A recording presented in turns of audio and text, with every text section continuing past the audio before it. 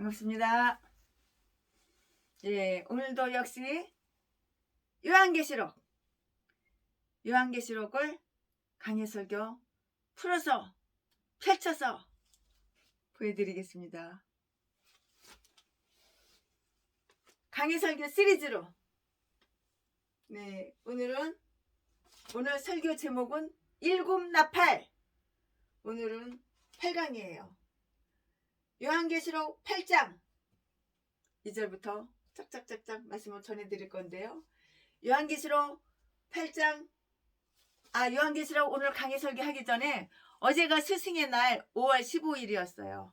그래가지고 최신의 목사하고 함께 어울려서 하나님께 영광 돌려드리고 함께 어울려서 주님 일을 합력해서 선을 이루고 이런 선배 목사님들에게 해마다 최신의 목사가 양복 한 벌, 그리고 사모님에게는 드레스나 아니면은 한복을 이렇게 해드렸는데요.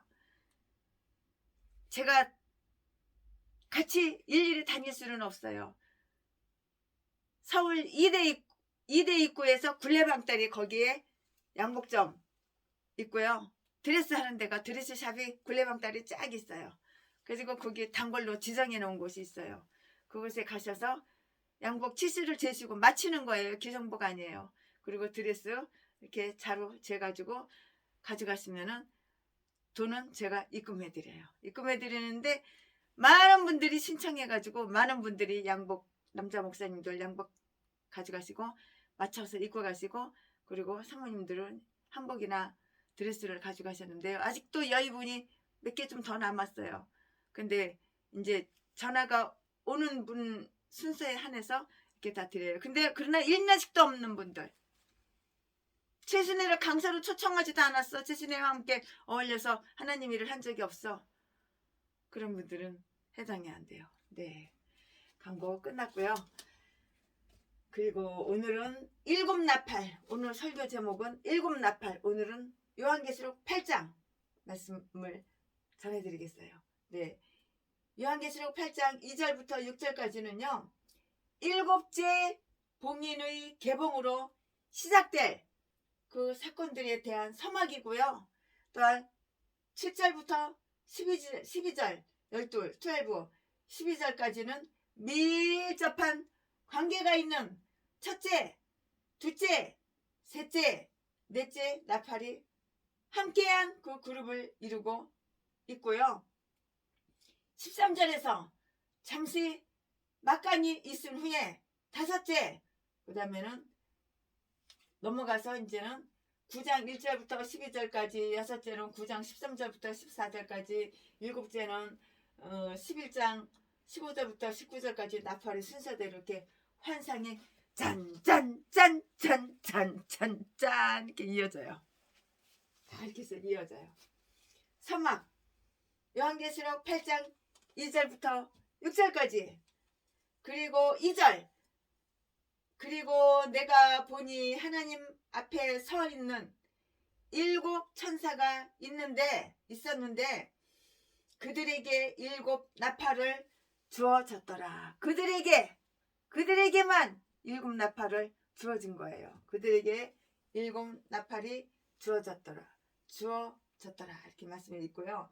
그리고 내가 보니, 이 말은 사도 요한이 봉인이 미리 개봉되어서 볼 수 있게 되었다는 그 사실을 나타낼 때에 흔하게 사용하는 이러한 말이에요. 6장 1절, 2절, 5절, 8절, 12절 따라서 2절에서 6절의 내용을 정작이 끝났을 때가 아니고요. 정작이 계속되는 동안에 보았다고 이렇게 말하는 사람도 있어요. 그는 불이 땅에 쏟아져, 8장 5절 말씀에 불이 땅에 쏟아져 내 손과 음성과 번개와 지진이 나기까지는 8장 5절 말씀에 전 장면이 고요하였고요. 그 후 정적이 끝나는 동시에 나팔을 미리 받고 있는 천사들에게 나팔을 불 준비를 하라는 신호가 주어졌다고 이렇게 하였어요. 8장 5절에 이와 같이 2절에서 6절의 장면을 정적이 계속되는 동안에 보았고, 정적이 5절에서 끝난 셈인데요. 1절에서 정적이 끝났고요. 이에 장면들을 정적이 끝난 후에 보았다고 했는데요. 사도 요한이 2절부터 6절에서 본 것이 반 시간의 정적 동안에 일어났거나 정적이 끝난 다음에 다음에 일어났거나 그런 것은 중요하지가 않다고, 그렇게 그다지 중요하지가 않다고 이렇게 하였어요. 하나님 앞에 서 있는 7 천사, 이 7 천사를 하나님 앞으로 나아간 7 천사 또는 담당 부서에 임한 7 천사로 생각하는 사람이 있는데요. 그 사람이 바로 누구야? 루터라는 분이에요. 여러분 루터 다 아시죠? 대천사들로 이렇게 생각하는 사람들인데요. 7 천사 관사가 붙어 있지만 앞에서 언급한 바가 없어요. 언급한 바가 없으므로 4장 5절에 하나님은 7년과 같다고 이렇게 말하는 분들도, 학자들도 이렇게 계시는데요. 하나님 앞에 항상 서 있는 시 천사들로 생각하는 그 사람들은 또 여러분이 계셔요. 네, 이사야서 63장 9절 말씀, 누가복음 1장 19절 말씀도 있고요. 7 나팔의 천사들로서 하나님 앞에 서서 그들이 신성한 사명을 대기하고 있는 천사들을 가리키는 말로 생각하는 사람들도 이렇게 있어요. 학자들, 네, 신학자들, 그들에게 7 나팔이 주어졌다, 이에 관해서 어느 학자분은 누구에 의해서 주어졌는지 말하고 있지 않지만 보좌에 앉으신 이에 의해서 각 천사들에게 주어졌다고 이렇게 상상할 수가 있다고 이렇게 말씀했어요. 나팔은 의미심장한 그런 악기예요. 우선 나팔은 전쟁과도 관련이 있어요. 이를테면 하나님께서 너희가 자기를 압박하는 대적을 치러 나갈 때에는 나팔을 울려 불지니 그리하면 너희 하나님 여호와가 너희를 기억하고 너희를 너희 대적에게서 구원하리라고 이렇게 말씀하셨는데요. 이 말씀이 민수기 10장 9절에 말씀이 되어 있고요. 에레미야는 슬프고 아프다, 내 마음속이 아프고 내 마음이 답답하여 잠잠할 수 없으니 이는 나의 심령, 내가 나팔소리와 전쟁의 경보를 들음이로다. 예레미야 4장 19절이라고 이렇게 외친 것과 똑같아요. 그 야훼께서 모세에게 일러 가라사대 은 나팔 둘을 만들되 쳐서 만들어서 그것으로 회중을 소집하며 진을 지내게 할 것이라, 이렇게 민수기 10장 1절에서 2절 이렇게 하신 말씀과 같이 나팔은 백성들을 소집하거나 진지가 이동할 때 사용되었어요. 민수기 1장 6절에서 7절 말씀에 있죠. 또 나팔은 너희 희락의 날과 너희 정한 절기와 월삭 달이 시작되는 날에 번제물이 위에와 화목제물 위에 나팔을 불라. 그로 말미암아 너희 하나님이 너희를 기억하리라, 이렇게 말씀했는데요. 민수기 10장 10절 말씀에 기록이 되어 있죠. 네, 7월 곧 그달 1일로 안식일을 삼을지니 이는 나팔을 불어 기억할 날이요 성해라, 이렇게 말씀이 기록했는데 이거는 이 말씀은 레위기 23장 24절에 써 있고요. 7월 10일은 속죄일이니 너는 나팔 소리를 내되 전국에서 나팔을 크게 불치며 레위기 25장 9절 말씀에 번제 드리기를 시작하는 동시에 야훼의 시로 노래하고요.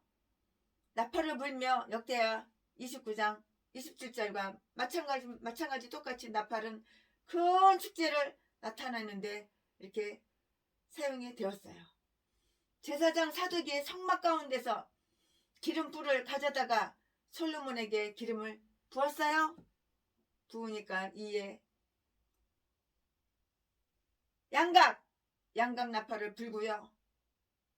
모든 백성이 솔로몬 왕 만세! 이렇게 만세를 부르느니라. 이렇게 열왕기상 1장 39절에 말씀이 기록이 되어 있는데요. 무리가 각각 자기의 옷을 급히 취하여 섬들 곧 예후의 밑에 깔고 나팔을 불며 가로되 예후는 왕이라 하니라. 열왕기하 9장 13절과 같이 이 나팔은 왕권을 공표할 때 이렇게 불렀다고요. 나팔은 시도 때도 없이 아무 때나 부르는 게 아니야. 이럴 때만 불렀다고요. 네, 시내산의 연기가 자욱하니 마태복음에 기록된 말씀인데요. 시내산의 연기가 자욱하니 야훼께서 불 가운데서 거기 강림하시니라. 그 연기가 옹기점 연기 같이 떠오르고 온 산이 크게 진동하며 나팔 소리가 점점 커질 때에 모세가 말한즉 하나님이 음성으로 대답하시더라. 출애굽기 19장 18절부터 19절까지 있는 말씀인데요. 성읍에서 나팔 소리가 울리는데 백성이 어찌 두려워하지 않겠느냐. 아모스 3장 6절 말씀에는요. 이렇게 말과 같이 이런 말씀과 같이 나팔은 하나님의 두려운 위엄과 능력의 나타나는 현자 나타나는 관계가 다 있어요. 이 나팔은 죄 많은 사람들이 멸망과 관계가 있어요. 이 나팔은 죄 많은 사람들이 멸망과 관계가 있다고요. 즉 여리고성을 7 제사장이 7 양각 나팔을 불면서 돌았을 때 그 성벽이 다 무너졌다고요. 여호수아 6장 13절부터 16절까지 써있는데요. 네, 건축사가 야훼의 전 지대를 놓을 때 제사장들은 예복을 입고요. 나팔을 들고요. 이 말처럼 하나님의 성전의 기초를 쌓을 때 나팔을 불었어요. 7 나팔을 가진 7시 천사들은 하나님 나라의 진정한 실존, 살아있는 실제로 있는 실존 물들이고요. 나팔에 관계되는 모든 옛 율법들은 그들과 관련해서 다 정해져 있어요. 정해졌다고 그렇게 말을 했어요. 3절 또 요한계시록 8장 3절 말씀에 또 다른 천사가 와서 금 향로를 가지고 제단 곁에 섰더라. 그에게 많은 향이 주어졌으니 이는 모든 성도들이 기도를 위하여 보좌 앞 금 제단에 드리기 이함이라. 아멘. 네, 다른 천사를 7장 2절의 다른 천사와 같은 보통 천사로 생각하는 사람들은 그런 사람들은 생각이 이렇게 있고요. 다니엘서의 무명의 천사로서 일반적으로 가브리엘 천사와 같은 그 천사로 생각되고 있는 평화의 천사 다니엘서 10장 5절에서 6절 말씀 11절 말씀 12절부터 14절 말씀 19절부터 21절 말씀으로 이렇게 생각하는 사람들도 있고요. 주 예수 그리스도 자신으로 생각하는 사람들 그런 사람들도 있는데요. 이런 사람 저런 사람들이 다 있어요. 그런데 이 천사는 향단에서 봉사하는 그 존재에 불과해요. 그가 가지고 있는 향로는 분향하는 데 사용되지는 않고요. 8장 5절 요한계시록 8장 5절 말씀에 네, 그가 대제사장의 역할을 하지는 않아요. 이 장면은 대제사장의 활동 장면이 아니에요. 이 천사는 보통 제사장처럼 번제단으로부터 타는 수풀을 금 향단으로 옮기지 않는데요. 또 금 향단만 여기서 언급되고 있다고 이렇게 말을 했어요.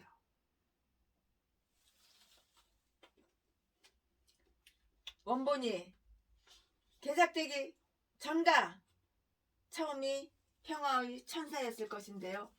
그런데 본문이 나타나는 바와 같이 미가엘은 7장 2절의 천사와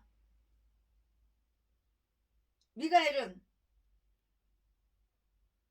40장 8절부터 9절의 모든 비밀을 내게 보여준 평화의 천사에게 물었어요.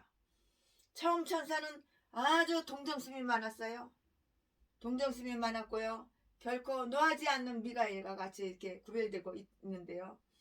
다니엘서 10장 5절 말씀에 6절, 11절, 12절부터 14절 말씀에 19절부터 21절 말씀에 그 이름 없는 천사는 일반적으로 가브리엘 천사와 동일시 하고 있는 평화의 천사일 것이라고 이렇게 최순애 목사는 개인적으로 말씀을 풀 때 이렇게 생각이 들어요. 많은 사람들이 이 천사를 주 예수 자신, 곧 구약의 야훼의 천사 주의 사자로 이해를 하고 있는 분이 계시고요. 있는 분들이 많이 계시고요. 7장에서 언급된 14만 4천 명에게 인치신 분과 같은 분으로 이렇게 이해하고 있어요. 이 두 경우에 7장 2절, 8장 3절 다 요한계시록이죠. 다른 천사라고 이렇게 부르고 있는데요. 이 천사가 지성소에 속하고요. 대제사장만 사용하는 기구인 향로를 가지고 있으므로 이 다른 천사는 하늘로 승천하신 우리의 위대한 대제사장 곧 하나님의 아들 예수 그리스도. 히브리서 8장 5절 말씀에 예수님께서 스스로 내가 불을 땅에 던지러 왔느니 이 불이 이미 붙었으면 내가 무엇을 원하리요? 내가 세상에 화평을 주려고 온 줄로 아느냐? 내가 너희에게 말하느니 아니라 도리어 분쟁 싸워 분쟁케 하려 함이로다. 누가복음 12장 49절부터 52절까지 이렇게 말씀에 써 있는데요. 이 천사가 많은 향과 함께 모든 성도들이 목사님들이 하나님의 백성들이 기도를 보좌 앞 금제단에 드리고 있고요. 8장 3절에 그것을 하나님 앞에 상달되기 향기롭게 하고 있는데요. 이와 같은 일이 특정한 천사들에게 맡겨지는 경우가 성경의 어디에도 없고요. 언제나 주 예수 그리스도에게 맡겨지고 있어요. 그러므로 이 천사가 정말 야훼의 천사, 야훼의 사자, 창세기 16장 7절에서 10절 말씀, 사무엘라 24장 16절 말씀, 열왕기상 19장 7절 말씀이고요. 우리의 위대한 대제사장의 자격을 가지신 주 예수 그리스도일 수밖에 없다는 충분한 이유가 되는 것 같아요. 네, 여기의 천사는 우리의 기도가 하나님께 다 상달되게 하시고요. 에베소서 2장 18절부터 에베소서 3장 12절 말씀에 우리로 하여금 항상 찬미의 제사를 하나님께 드릴 수 있게 하시고요. 히브리서 13장 15절 말씀, 베드로전서 2장 5절 말씀, 사도 요한이 아버지 앞에서 우리에게 대예언자가 계시니 곧 의로우신 예수 그리스도시라. 네, 요한 이렇게 말한 바로 우리의 주님이시다라고 이렇게 하였는데요. 이 밖에 나중에 사람들에 의해서 시인되고 있다는 사실과 속죄 일의 대제사장의 그의 직무에 관하여 천사라고 불리는 것처럼 10장 1절 요한계시록 10장 1절 14장 7절 요한계시록 18장 10절 요한계시록 20장 1절에서 예수 그리스도가 천사로 불리고 있다고 그가 믿는 것처럼 예수 그리스도가 그의 인성과 사제의 임무를 가지신 분으로서 다른 천사로 불릴 수 있다는 사실을 이렇게 다 확인하고 있어요. 이 천사에 의해서 드려진 향을 그에게 주어졌다고 이렇게 같이 표현하고 있는데요. 만일 여기의 향을 5장 8절과 같이 성도들이 기도로 간주한다면 그분에게 주어지는 것이 당연해요. 그것을 그분 자신의 수중에 들어오지 않는 성도들이 기도를 하나님 아버지께 드리지 않으시기 때문인데요. 만일 향기에 의해서 이해하여야 할 것이 그분의 중보의 회염이라면 그분에게 주어진다는 그 말에 더욱더욱 중요한 뜻이 있어요. 그분에 주어진다는 그 말은 그분을 자신들을 대신하실 수 있는 분으로 신뢰하는 성도들에게 의해서 뿐만이 아니고요. 그분으로 하여금 그런 임무와 능력을 행하실 수 있는 분으로 결정하시는 그 주어진다는 그런 뜻이라고 말을 할 수가 있어요. 금향로 헬라어로는 리바노오토스 이죠. 제가 신학교 다닐 때 헬라어 히브리어 교수님이 계셔가지고 참 많이 배웠는데 아직도 기억나는 단어들 언어들이 조금은 있어요. 금향로 헬라어로 리바노오토스 그는 유향나무에서 나오는 향기로운 진 출애굽기 30장 34절을 뜻하기도 하고요. 역대상 9장 29절 말씀이에요. 향로나 화로의 뜻으로 사용되기도 해요. 향로는 성전 동쪽의 바깥 마당에 있는 동물을 바치는 제단인 번제단 레위기 1장 7절부터 9절 번제단으로부터 지성소 바로 앞에 있는 분향제단이고요. 또는 향단 출애굽기 30장 1절부터 10절까지 출애굽기 30장 1절부터 10장부터 10절부터 또 37장 25절 28절 있는데요. 레위기 4장 7절로 이렇게 타는 숯을 옮기는데 사용되었어요. 출애굽기서에서는 성전의 모든 기구를 다 노쇠로 만들었어요. 다 노쇠로 만들었는데요. 열왕기상 7장 50절, 역대하 4장 22절, 열왕기하 25장 15절에서 금으로 만들었다고 이렇게 되어 있어요. 상상할 만한 이유가 있는 것 같아요. 다 금으로 만들었어요.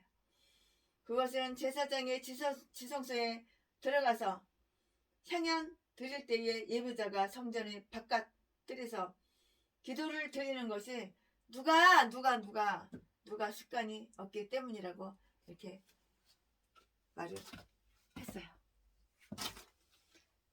제단 곁에 섰다.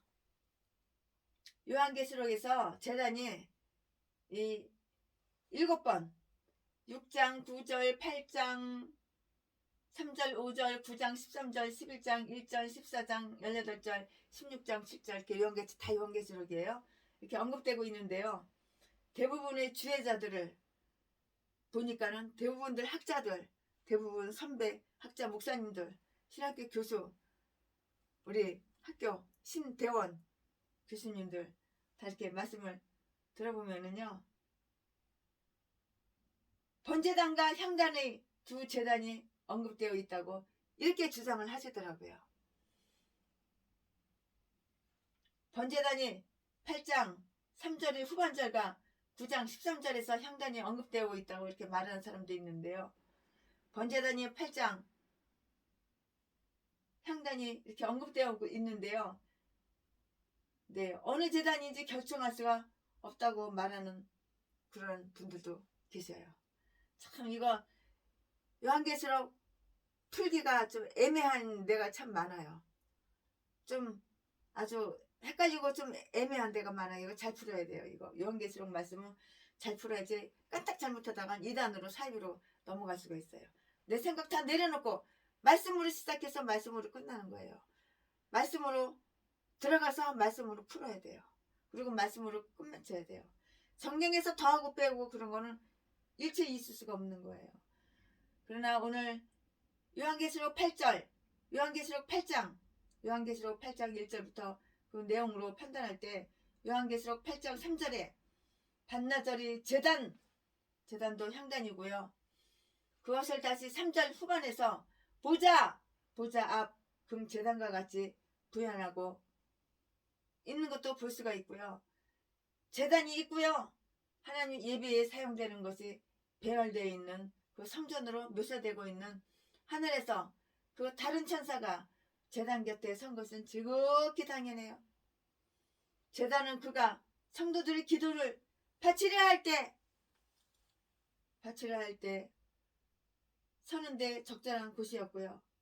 그것은 옛 일벌하에서 예배자가 선 곳에 바로 재단 곁이었기 때문인데요. 마태복음 5장 23절에서 24절 말씀에 누가복음 1장 11절 말씀에 더구나 누가복음서의 제사장 사가랴가 주의 성소에 들어가 분향하고 모든 백성은 그 분향하는 시각에 밖에서 기도하고 있었는데 그때 주의 사자가 저에게 나타나 향단 우편에 섰다 이렇게 말씀했어요. 1장 8절에서부터 12절 말씀이 이렇게 기록되어 있는데요. 그에게 많은 향이 주어졌다. 어떻게 누구에 의해서 주어졌는지 관해서는 말이 써있는 게 글이 써있는 게 없어요. 최신의 목사가 아무리 이 책 저 책 뒤져봐도 그건 없더라고요. 다만 그에게 많은 향이 주어졌다고 말하고 있는데요.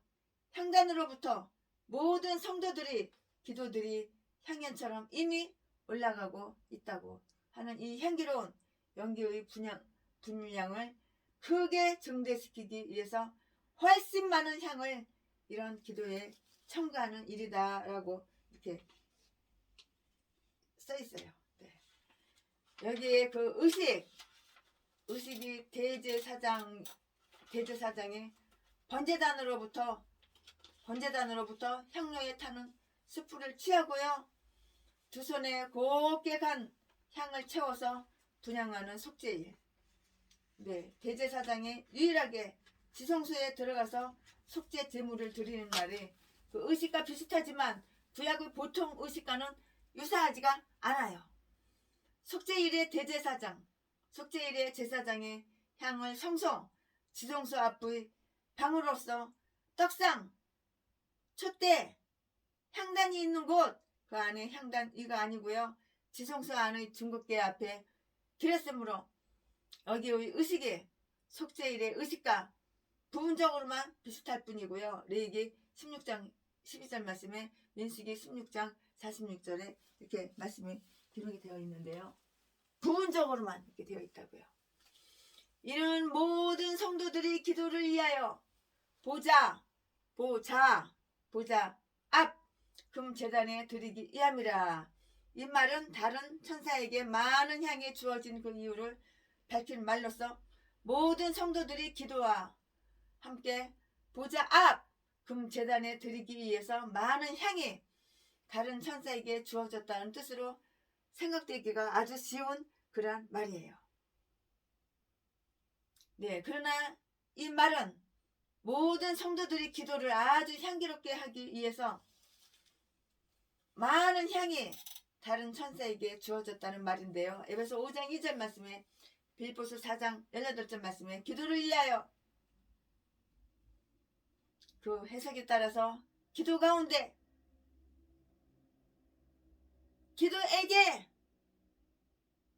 기도를 위해서 또는 기도와 함께 이렇게 이런 뜻이 이렇게 같이 여러 가지로 읽고요. 모든 성도들이 기도에 향을 피워서 하나님 앞에 받으실만 하게 하여 모든 성도들이 기도를 향기롭게 하여서 모든 성도들이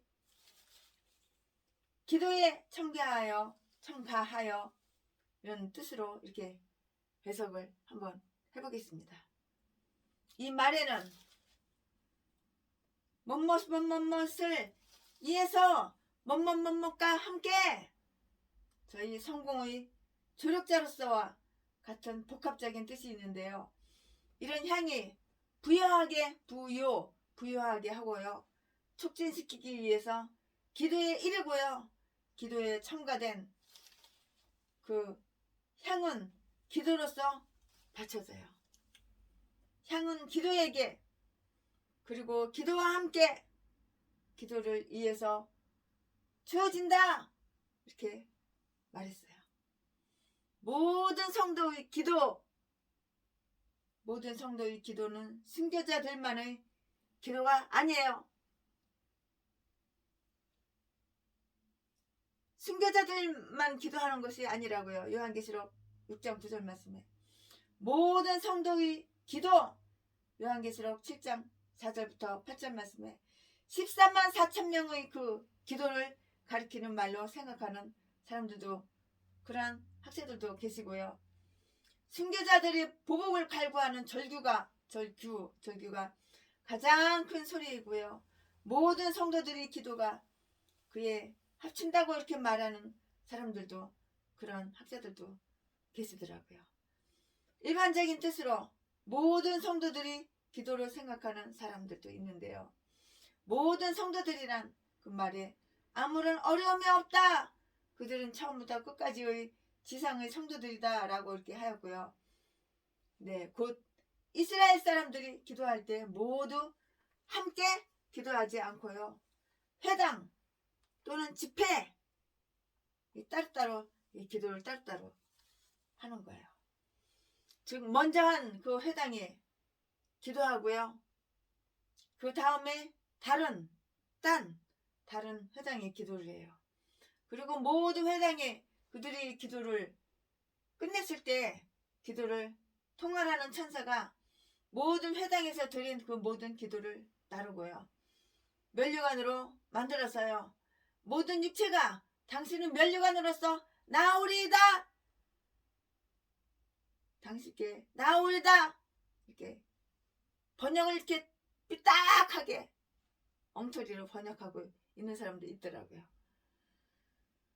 시편 65편 2편, 시편 86편 9편을 한번 참조해 보시기 바랍니다.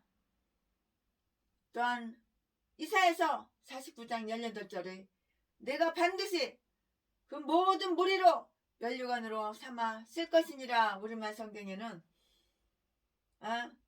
그 모든 무리로 장식을 삼아 몸에 찰 것이다 라고 이렇게 번역이 되어 있는 것을 봤는데요. 이렇게 번역이 되어 있는 것 같이 하나님을 머리 위에 얹는다고 이렇게 인용되었고요.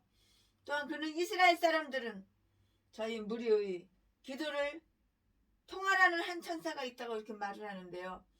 요한계시록만 유독 성도들이 기도하는 동안에 향을 올리는 한 천사가 있다고 이렇게 말을 해요.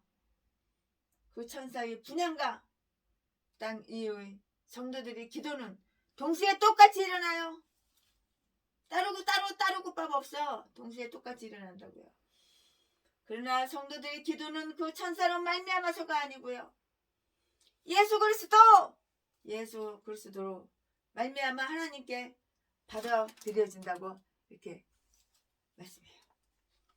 보좌 앞의 금제단을 향단으로 생각한 어느 학자는 성전에서 하나님이 지성소 내의 속죄소 법궤의 뚜껑으로서 그 좌우에 황금으로 만든 그룹이 맞아 앉아 있어요.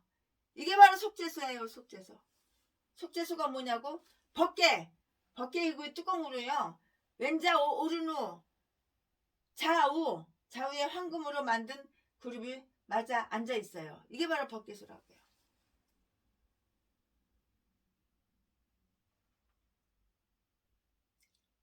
네, 그 속죄소를 차지하고 계신 것처럼 묘사되고 있고요. 그 두 그룹, 하나님을 모시고 하나님이 임재하신 곳을 지키는 높은 천사 사이에 하나님이 이스라엘 자손들과 사귄다고 성경에 기록되고 있는데요. 출애굽기 25장 17절부터 22절 말씀, 또 출애굽기 25장 17절 말씀부터 읽어보시면 되고요. 또한 출애굽기 22장 30절부터 또 출애굽기 또한 22장에 있고요. 출애굽기 30장 6절 말씀이 있는데요. 향단 또는 분향단 출애굽기 30장 10절 27절은 지성소 앞의 성소 내에 있다고 이렇게 말씀했고요. 에브라르드는 이 금제단은 향단이고요. 35절이 제단은 번제단이라고 이렇게 했고요. 또 그 내용이 보여주는 바와 같이 번제단에 대한 그 언급이 있어요. 말이 있어요. 언급이 있고요. 지금은 향단에 대한 언급이 또한 있는 거예요. 이 향단만 금으로만 만들었고요. 이 향단은 금으로 만들었어요. 다른 거 뭐 없어요. 재료가 금으로만 만들었어요. 순금으로만 만들었다고요. 이 향단은. 성도들이 하는 기도가 올라가는데 얼마나 그 기도가 귀하고 귀하면 금으로만 순금으로만 만들어졌어요. 이 향단만 오직 이 향단 기도하는 향단만 금으로 만들었고요. 향단 위에서만 분향되었다고 했는데요. 만일 보좌의 금제단이란 이 말이 성전이란 그 생각에 적용된다면 금제단은 언약궤이고요. 언약궤는 사실은 제단이었고요. 세 번째 제단이었고요. 가장 거룩한 제단이었어요. 언약궤도 금으로 만들었는데요. 레위기 16장 12절 13절 말씀에 따르면은 속죄일의 지성소 안의 언약궤에서 위로 좀 떨어져서 분향하였다고 이렇게 말을 했어요. 네, 나는 언약궤가 제단이라는 그 주장에 대한 최소한의 근거도 아무리 찾아보고 헤매도 이 책 저 책 다 뒤집어도 찾을 수가 없었어요. 네, 11장 19절에 그런 뜻이 내포되어 있지 않으면 가장 확실한 것 같아요. 없으니까는 내포되어 있지가 않다고 그렇게 확신하는 거죠. 아무리 찾아봐도 없으니까요. 향연으로 증거께 이 속죄소를 가리우게 할지니라 16장 13절 말씀 언급이 증거께 위에서나 그 바로 이쪽 오버지요. 오픈 오버 바로 이쪽 위에서 오픈 바로 이쪽에서 오버 분향되지 않았다는 사실을 가장 확실하게 나타낸다고 이렇게 하였어요. 가장 확실하게 나타난다고.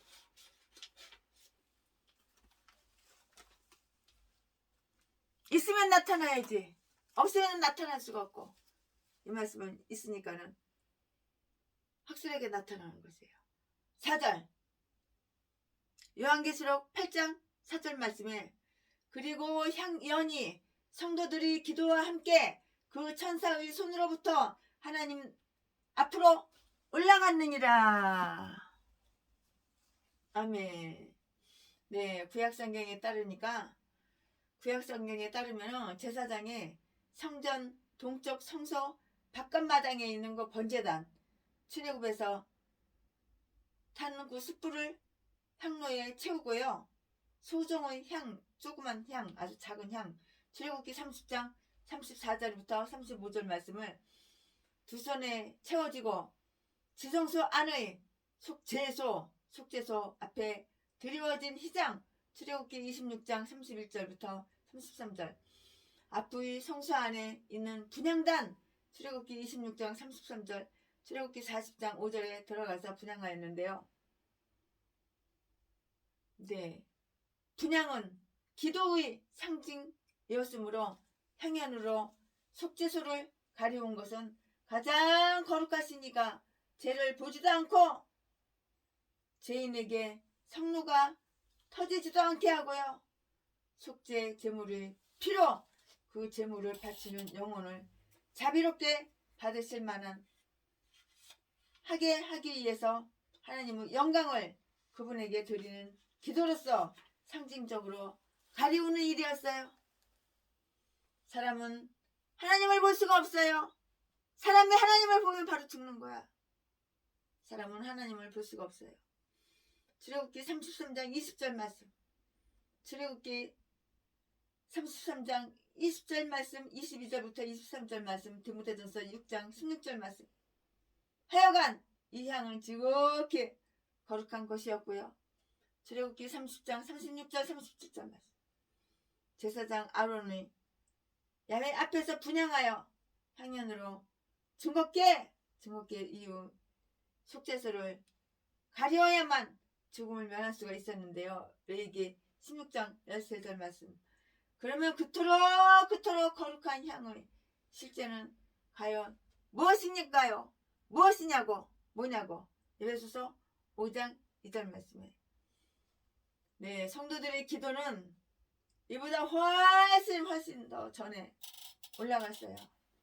그러나 여태까지 받아들이지 않고 있어요. 이에 대해서 랑게라는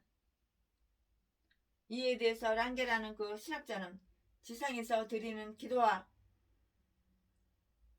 천상에서의 중보나 완전하게 함과의 사이의 이 관계가 그처럼 멀리 떨어진 별개의 다른 때로 나뉠 수 없을 것인데요. 인간의 기도들을 말하자면 천국을 향한 목적지가 성도들이 기도해요. 천국을 향해. 이에서 빨아들여진다고요. 이렇게 향연은 하나님 앞에 올라가는데요. 이치상으로 말한다면 언약궤 이쪽 속죄소로 올라간다는 뜻이고요. 이렇게 해서 기도들이 완전히 하나님께 받아들이실 만하게 된다고 이렇게 하였어요. 어떤 시각적인 분리를 생각하는 것이 절대적으로 필요하지 않을까요? 성도들의 기도는, 목사님들의 기도는 예수 그리스도의 공로로 말미암아 언제나 하나님께 이렇게 받아들여지는데요. 그러나 받아들여지지만 언제나 강구된 즉시로 이루어지는 것은 아니에요. 우리가 기도하면은 하나님은 다 받으셔요. 우리 기도를. 우리 목사님들이, 우리 성도님들이 하나님께 기도하면은 다 받으셔요. 그러나 기도하자마자 바로 즉석에서 이루어지는 기도도 있지만은 오래오래 참고 몇 년 몇십 년 가가지고 기도 응답 받는 그런 경우도 많아요.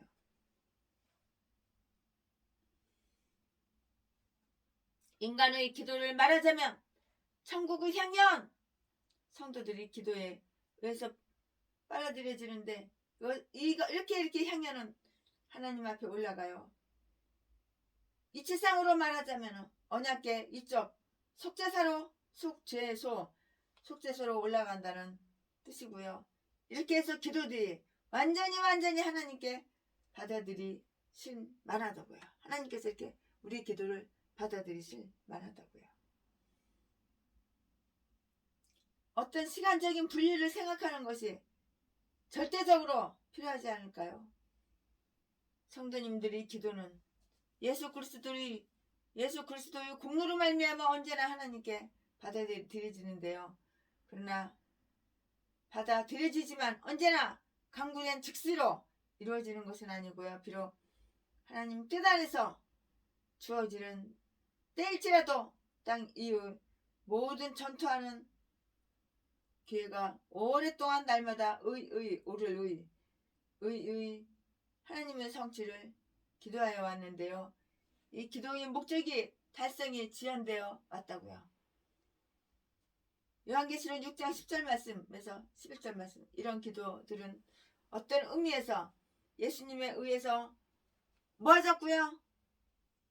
멀지 않아 그분의 중보와 향연과 함께 보좌에 상달되고요. 그 응답이 주어질 것이라고 다 이렇게 말했어요.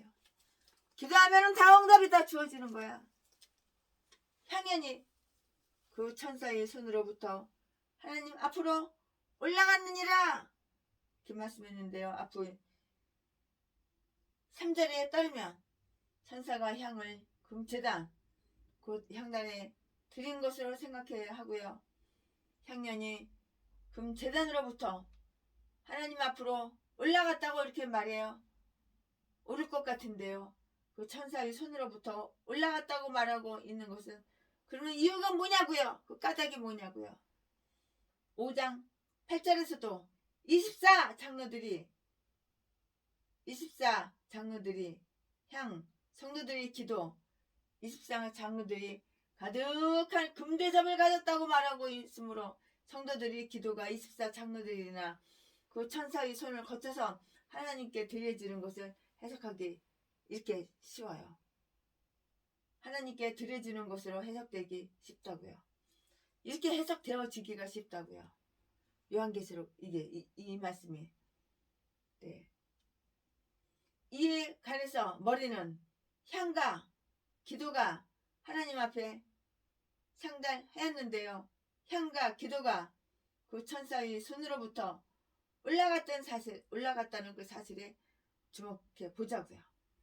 이 말은 하늘과 땅이 이에 관해서 하나라는 그 뜻이 맞을 것이에요. 하늘과 땅, 천년을 하루같이, 천년을 하루같이, 하루를 천년같이 우리 주님께서는. 그것은 참된 기도에는 희생적인 무엇이 있음을 의미하기도 해요. 희생 없이 되는 게 뭐가 있어? 참된 기도를 해도 희생이 있어야 되는 거야. 희생이 따라가는 거야. 그 천사를 한 중보자로 생각해서는 안 되는데요. 천사들은 우리 동료 종들이에요.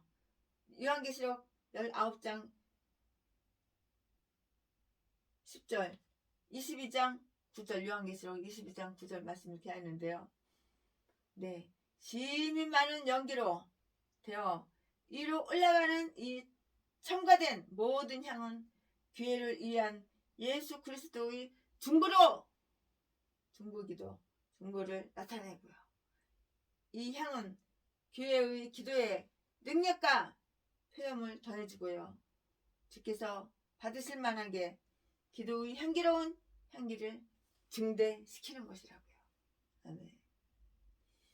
바로 주께서 이 때문에 그분의 이름으로 기도하라고 우리에게 말씀하셨고요. 우리의 기도를 반드시 들어주시는 것도 이 때문이에요.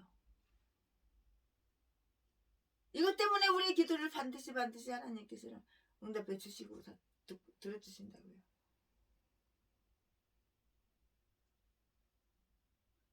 그 일을 요한의 눈에 생생하게 나타내고 있는 환상 중에서만 그렇게 행하고 있을 뿐이고요. 그래서 여기에서 금제단과 향과 향연의 상징을 이용하고 있는데요. 그러므로 그 향연이 이 천사에게 주어졌다는 그 사실이 그 주님의 손으로서 행한다는 사실이 주목되고요. 이 구실은 천사장들이 중보의 교리를 가르치고 있는 것이 아니라고요.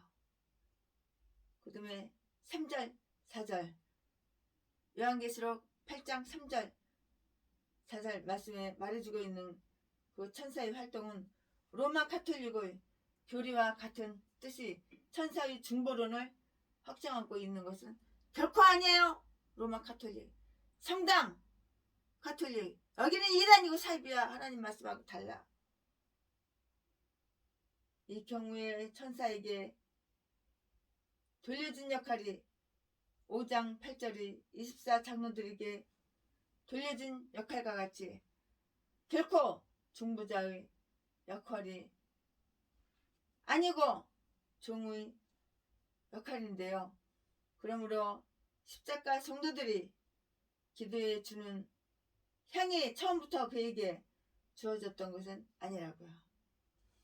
천사가 자기 혼자의 힘으로 그의 손으로 올린 백성들의 기도를 변화시켜서 하나님이 기뻐 받으실 만하게 한 것이 아니고요.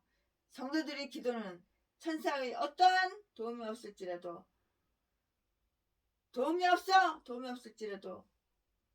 기뻐 받으실 만하기 때문이고요. 성도들의 기도는 천사의 그 어떠한 도움이 없을지라도 성도들이 드린 기도라는 그 이유만으로 예수 그리스도의 이름으로 드리는 기도이므로 하나님께 상달될 수가 있어요. 기도하면 하나님은 다 상달해 주시는 거야. 우리 기도를 다 듣고 계시고 우리 기도는 다 상달이 되는 거야. 상달 안 되는 기도가 어디 있나요? 하나님의 기도로 우리의 기도를 잠잠하시고 다 듣고 계세요. 기도들이 천사에 의해서 하늘이 향제물로써 하나님 앞에 전달되어 받아들여지고 기도의 효험이 당장 5절 이하에서 실현되는 것이 아니고요. 7째 봉인에서 심판을 막 집행하시려고 하는 하나님의 그 뜻에 따를 것이다 라고 이렇게 말씀하셨어요. 그러나 다른 천사를 섬기는 한 종으로 간주되는 이와 같은 설명들은 당연히 그 천사의 손으로부터 하나님 앞으로 올랐다는 그 말이 적절한 표현으로 생각되지는 않아요. 역시 여기 예수 그리스도께서 대제사장으로서 향연을 모든 성도들이 기도와 함께 은혜와 의 기중한 향기로 말미암아 향기롭게 하고요.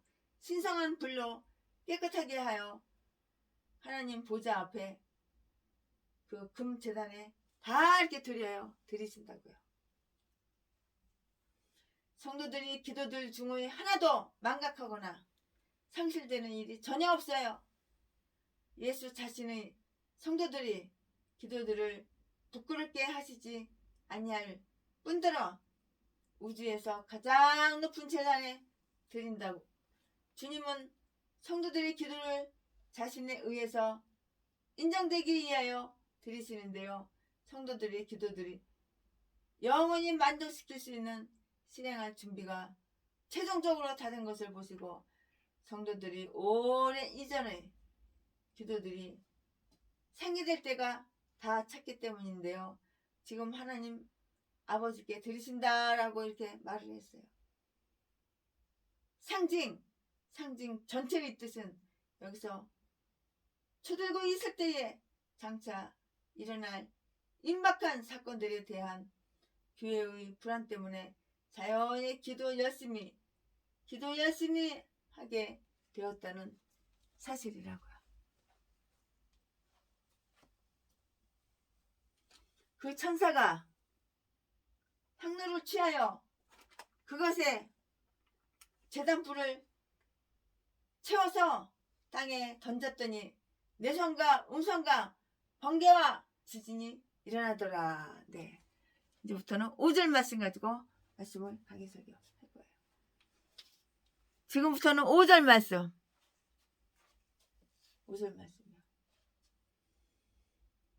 그 천사가 성도들의 기도에 향을 피운 후 향로를 내려놓았고 향연은 계속 올라가고 있었어요. 4절 말씀에. 이제 그는 다른 목적으로 향로를 다시 들어 올렸는데요. 이번에는 분양하기 위해서가 아니에요. 심판에 사용하기 위해서였다고요.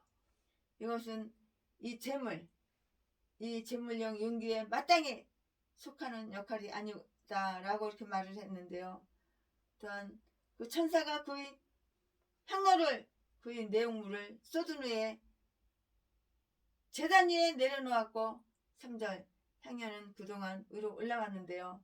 이제 그가 새로운 봉사, 그러나 3절 4절 말씀에 있었던 그 일들과 내적으로 관련돼 있는 봉사를 위해서는 다시금 향로를 그의 손에 다 들었어요. 다 향을 피웠던 제단에 같은 불을 그의 향로에 채운 다음에 그 제단에서 취한 빨갛게 단 그 숯불 하나님께 향연을 보려 보냈던 것은 향은 지지 않았다고 이렇게 생각을 했는데요. 땅 위에 다 던져졌는데 그 결과로 소리와 내성과 번개와 지진 곧 하나님의 심판의 징조들이 돌발하였고요. 하늘의 고요를 깨뜨리는 소음이 땅에서 일어나자마자 7 천사가 또 한 나팔을 불 준비를 다 했어요.